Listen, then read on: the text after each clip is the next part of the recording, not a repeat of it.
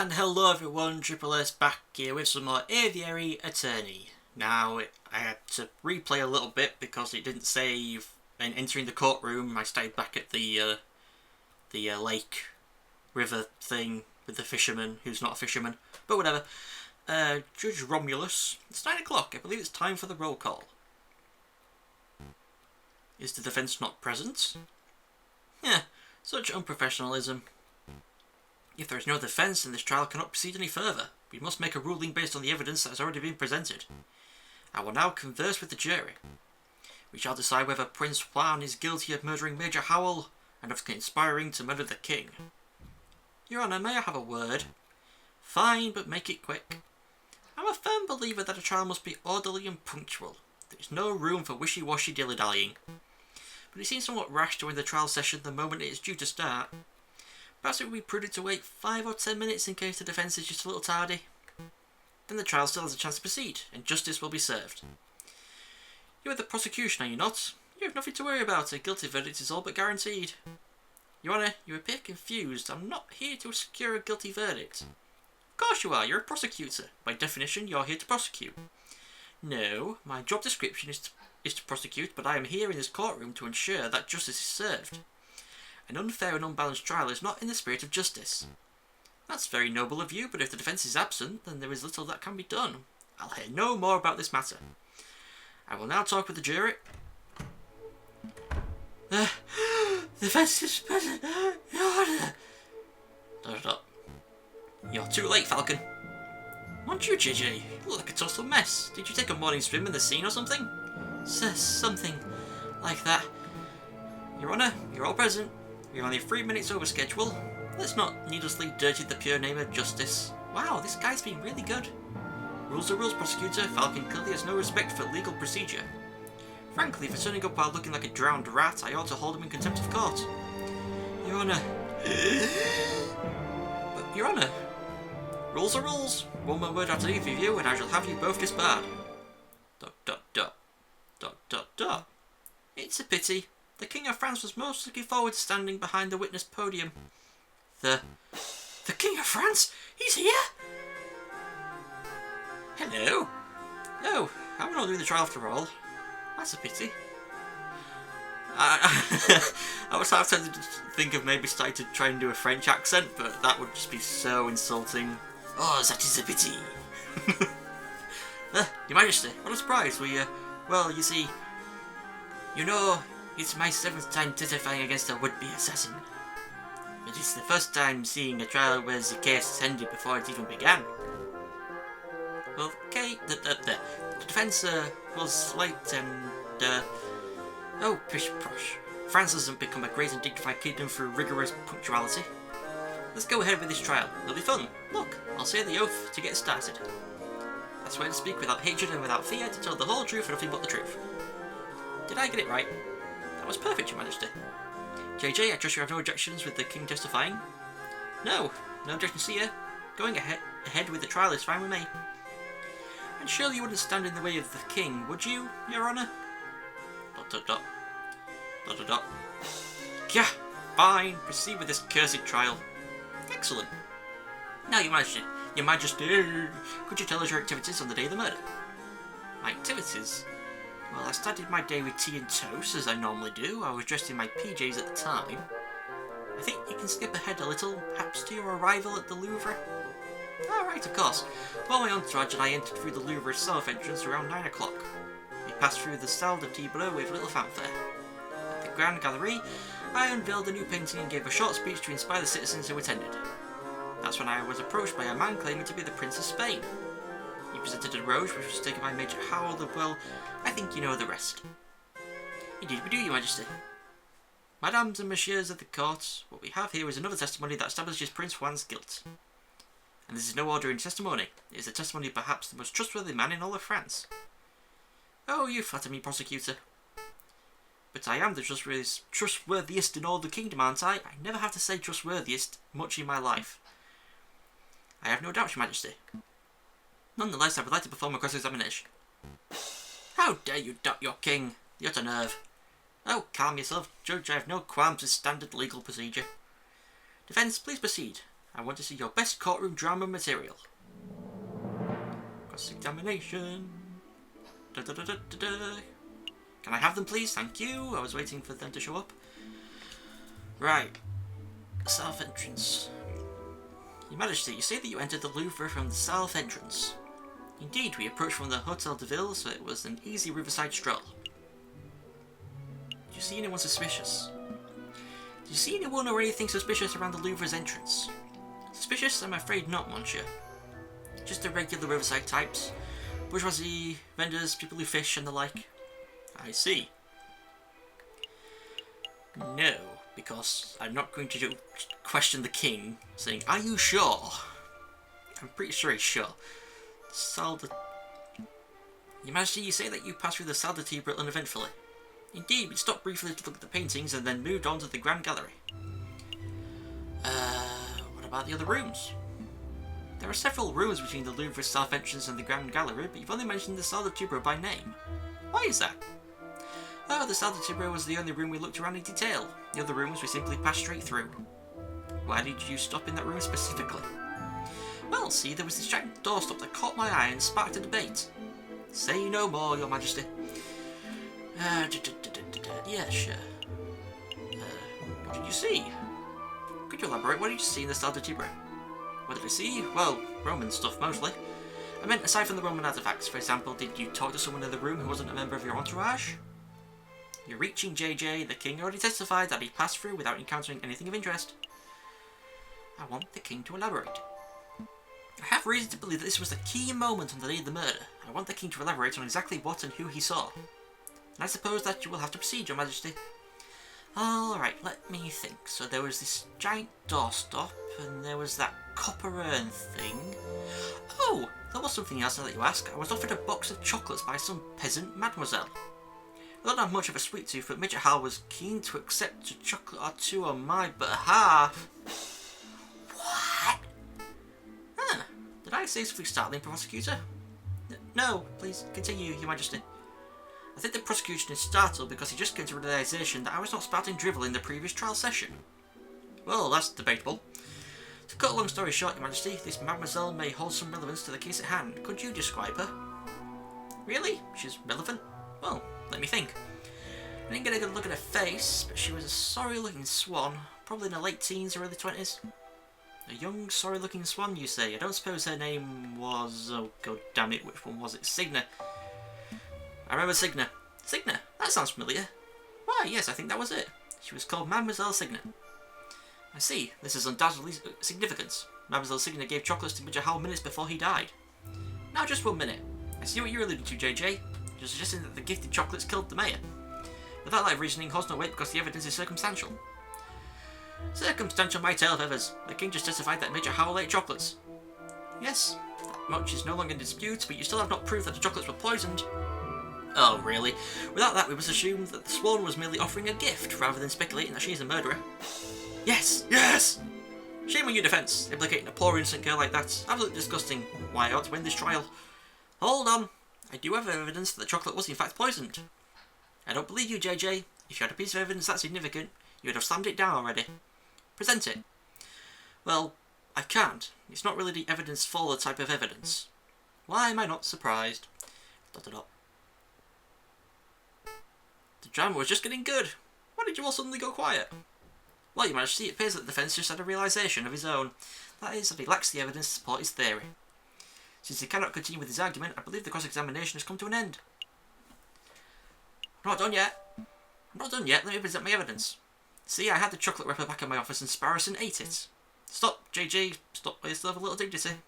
The results of whatever crackpot pseudo-scientific experiment you performed do not constitute valid evidence. I think this trial is over, Your Honour. About bloody time. You may take your leave, Your Majesty. Very well. I am pleased that justice has been thoroughly served. Until the next assassination attempt. Adjournments. I will now deliberate with the jury. Objection! Is it going to be Sparrowson? It's Sparrowson to the rescue! Sorry, I've always wanted to do that. Sparrowson, you okay? Yep, the doctor said that I have an iron stomach. Most of the poison passed straight through me. Speaking of which, I would like to testify on that poisoned chocolate issue. I even got a doctor's note. See? It's too late, the trial is over. You can't be serious, Your Honour. The contents of that note could turn this trial on its head. You must allow it. Why are you constantly arguing with me? I thought the job of a public prosecutor was to assist the judges. I told you, Your Honour, my job isn't to get a guilty verdict, it's to ensure that justice is served. I swear you are the worst prosecutor in all of France. Go ahead, Sparrowson. Read the contents of the note for the court to hear. This patient, Sparrowson, was submitted to Salpêtrière Hospital, where he displayed a variety of symptoms. These included profuse sweating, a rapid fever, and severe nausea. The patient was diagnosed with poisoning, probably originating from the plant known as aconite, aka monkshood, aka wolfsbane. Wolfsbane, he's a wolf. When we questioned the patient, he admitted to having consumed a scabby chocolate wrapper potentially carrying the poison. Examining the contents of the patient's stomach confirmed this to be true. As a mental health professional, I believe this patient to be clinically.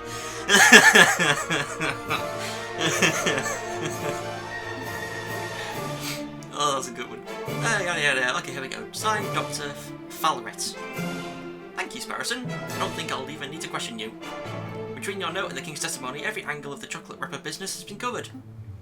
Awesome. But wait, did you say the King is here? You can get his autograph later. Right.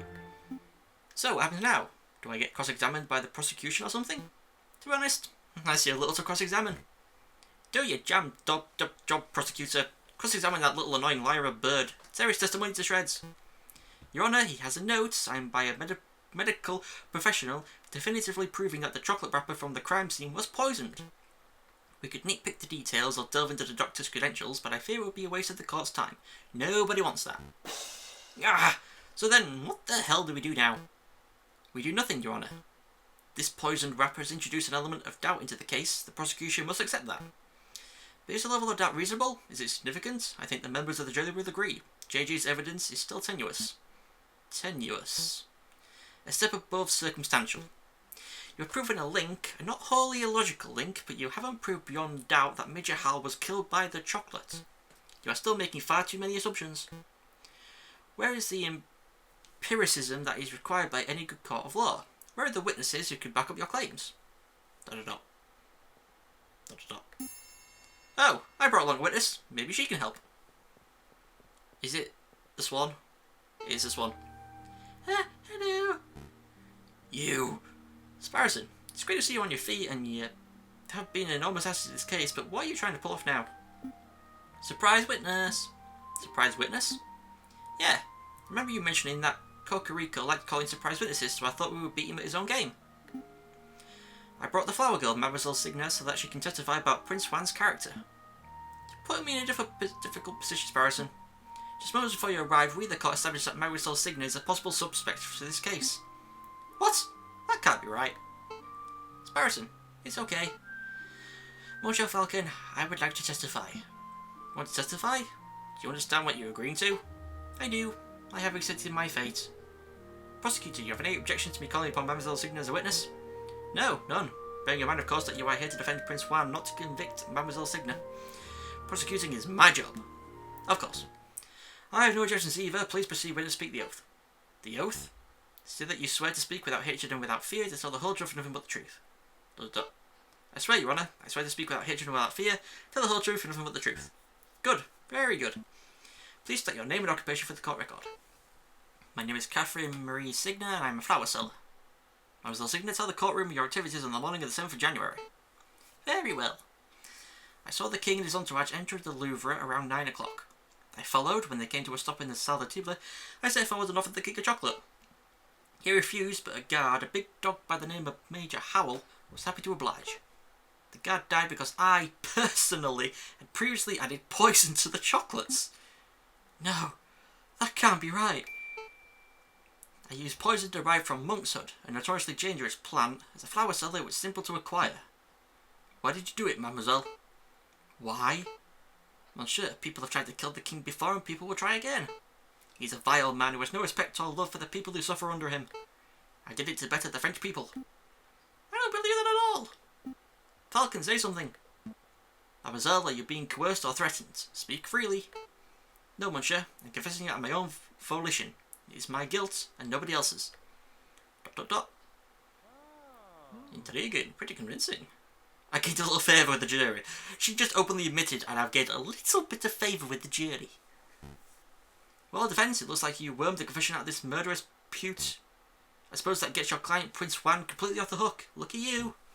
So, shall we wrap this court session up? No, I haven't finished my examination. No, not yet. I have further questions for the witness, Your Honour. Further questions? To what end? You've already proved your client's innocence. I wish to uncover the truth. You aren't here to uncover the truth, you're here to defend Prince Juan, and you've done that job with a disgusting level of diligence. Nonetheless, I believe that Mademoiselle has admitted something of huge importance. I wish to question her further. Something of huge importance? I won't allow it. Fine. Can I at least show something to the witness? You and the prosecutor are a right pair of moralising blowhards, aren't you? You would do my head in. Fine, if it will shut you up, I'll let you show one magical mystery item to the witness. I can't imagine that you have anything up your sleeve to change the flow of the trial, though. Monsieur Falcon, save it. I have nothing more to say. Oh, crap. I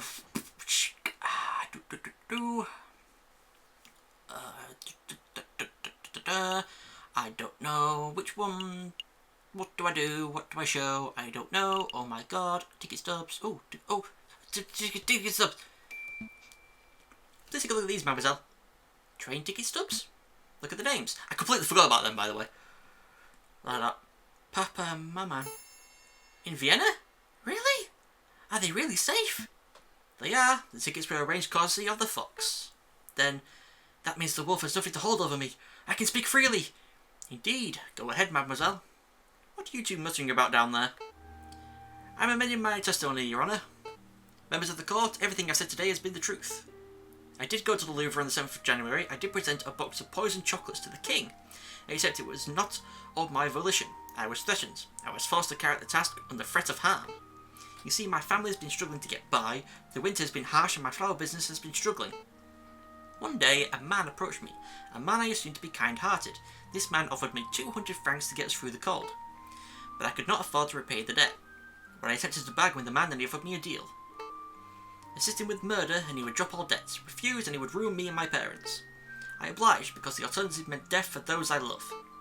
The name of the man who did this is Judge Romulus Wolfsbane. Ha! What a creative story. This is obviously a last-minute desperate attempt at passing the buck. The sheer laziness of this girl to accuse a man she's never met before. She's blatantly floundering. Indeed, I've heard dozens of these self-pitying yarns during my time as a prosecutor. Although admittedly this is the first time I've seen a witness directly accuse a judge. Quite a brazen gambit. But in any case, these sort of stories never turn out to be true. They're always proving to be fabrications born of desperation. I've never been more honest, monsieur. Listen, Mademoiselle Signer, I would like to believe your story, but accusing a man, a judge, no less, of conspiring to murder the king is a hugely serious accusation. Do you have any proof to support your story? Proof? You say the judge lent you money, then you both must have signed a contract when you made the transaction. That contract would suffice as proof.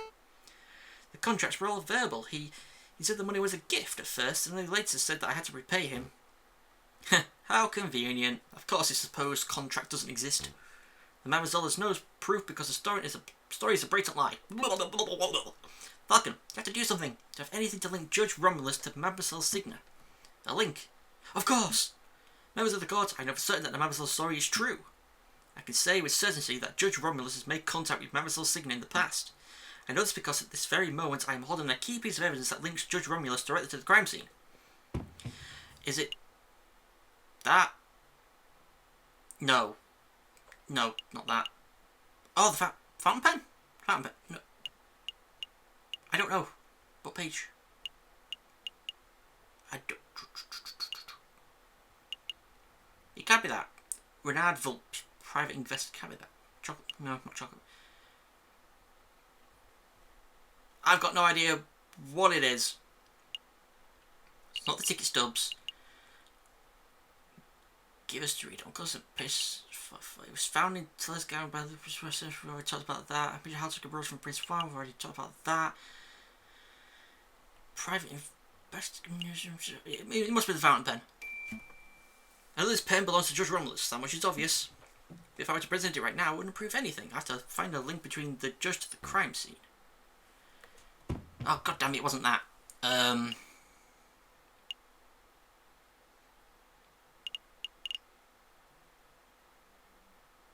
Is it that? I've got no idea.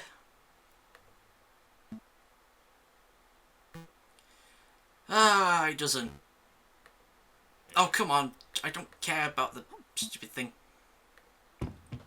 What is it? Is it chocolate? Landa Halgaskate's Chocolate Emporium? I'm so confused, I don't know what it is.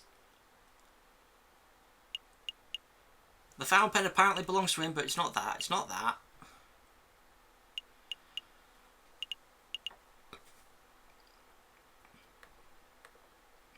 There's something really obvious. Judge Romulus had a hand in the crime scene.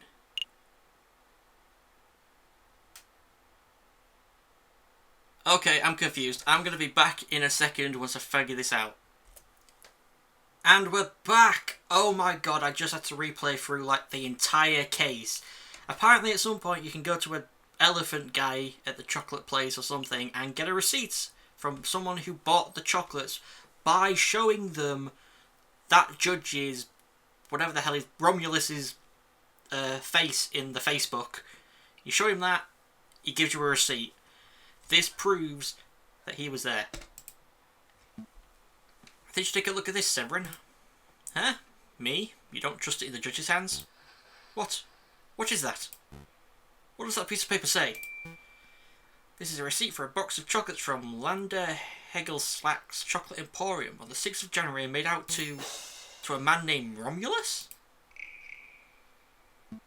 The writing upon the receipt is clear. A man named Romulus bought chocolates on the day before the murder.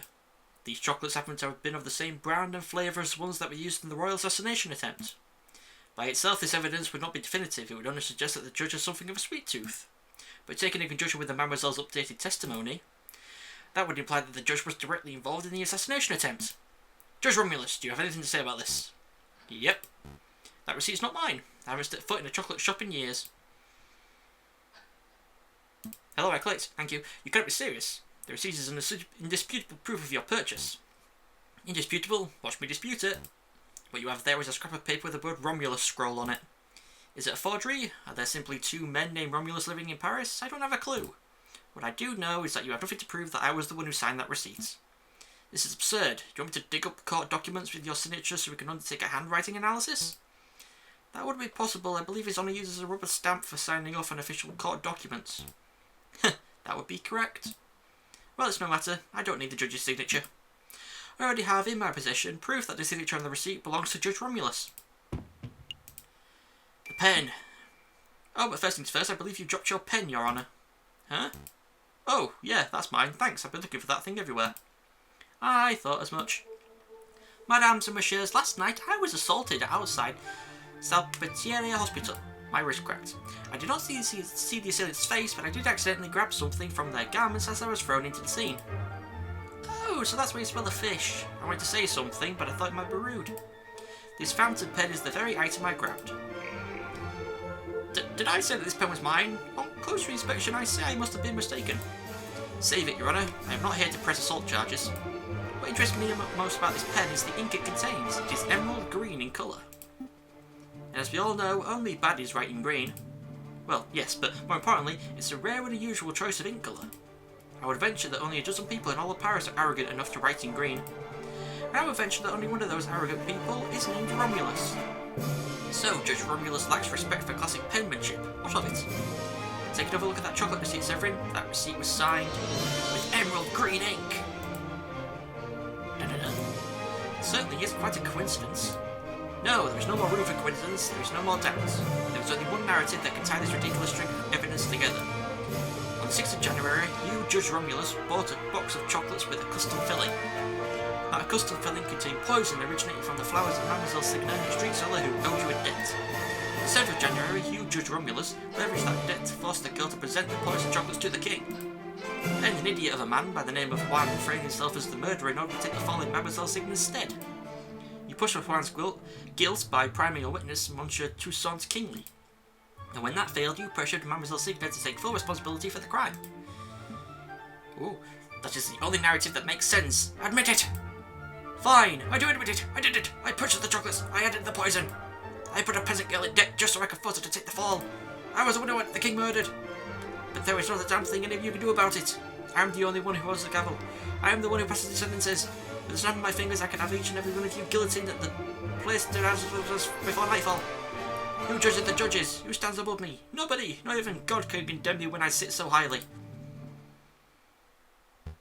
Attempting to murder a king, corrupting the courtesses of the court. What an utterly repulsive individual.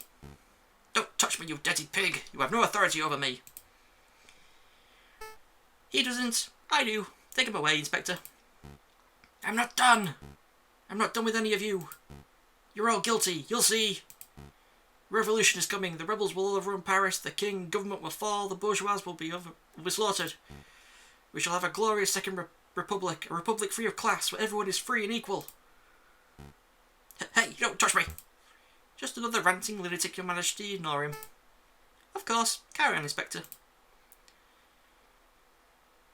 Da-da-da. Da-da-da. Da-da-da.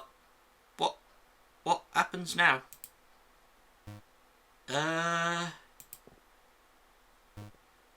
I guess I'm supposed to take over the President Judge's duties? Did I say President Judges? I'd said that, I didn't read it properly. Well, given the surprising series of revelations that just took place, we believe that the results are clear. We find the defendant, Prince Juan Querido, to be cleared of all charges. We therefore find the defendant not guilty. Yay! Yay!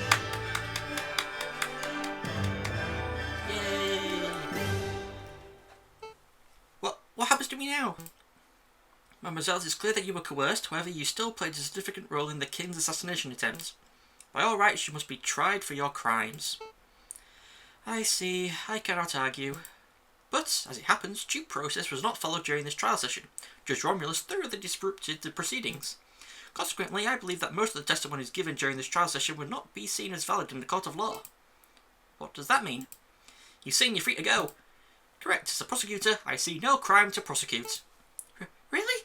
Thank you so much, monsieur. And thank you, messieurs. Without your help and assurances, I don't know where I would be right now. So, are my parents really in Vienna? I think so, but you would have to ask the fox for details. I don't know exactly what he arranged. Although now that Judge Romulus poses no threat, I suppose your parents would be free to move back to Paris. Actually, I may follow them to Vienna. You need a holiday after all this drama? Well, yes, but I also want to get away from here before, before the fighting starts. You mean the revolution Judge Romulus mentioned? He doesn't seem mentally stable. Pay him no mind. It's not just him, monsieur. In the streets, everyone talks of an uprising. If you were smart, you would clear out of here too. Thanks for the concern, mademoiselle. But we're far from smart, so we're staying put. I see. Then good luck, messieurs, and farewell. Maybe we can meet again when this is all blown over. Wait, mademoiselle. Don't you have to have a quick celebratory drink? Ah, she's gone.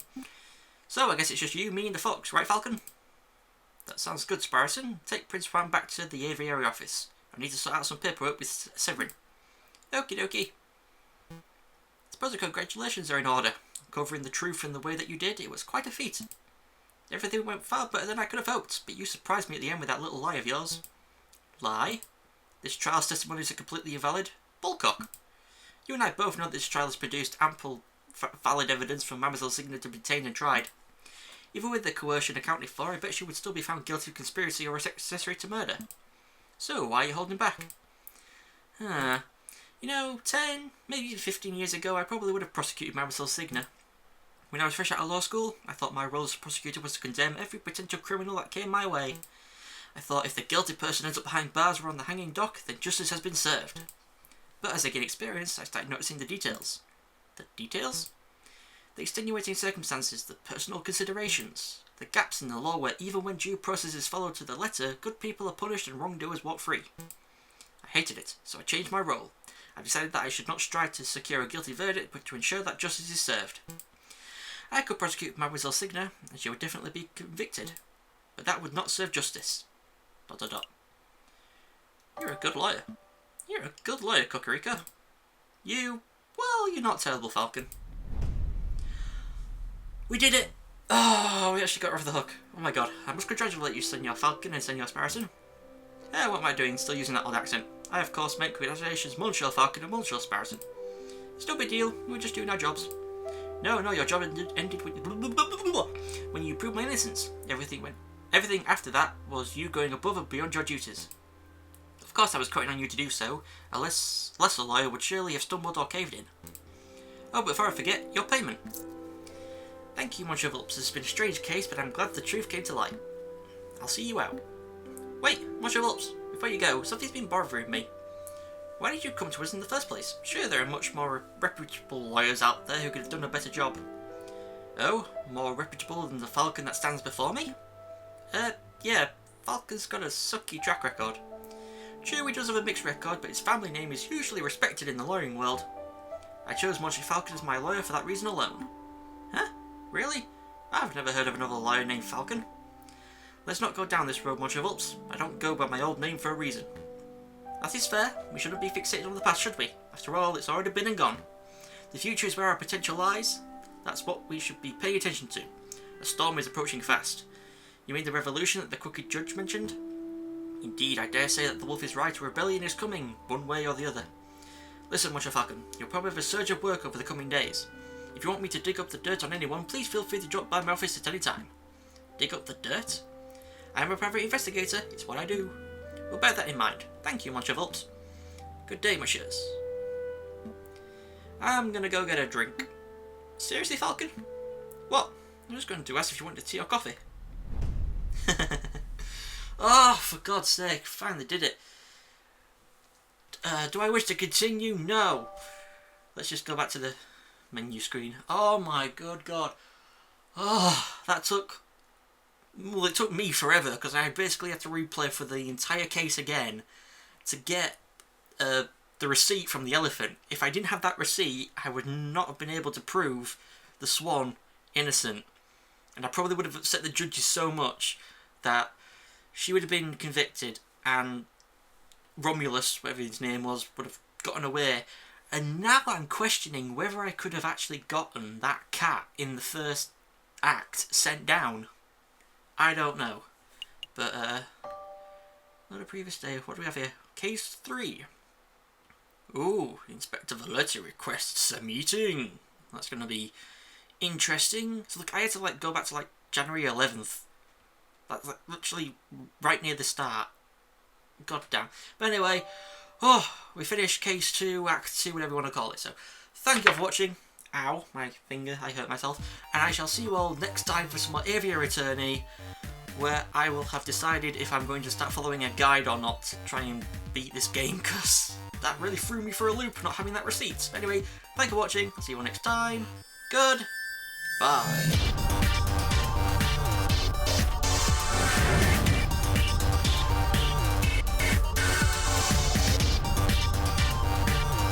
This rock dove is named Waro Ryota. He's been friends since he was barely hatched. He can be a little mischievous, but he's responsible and kind.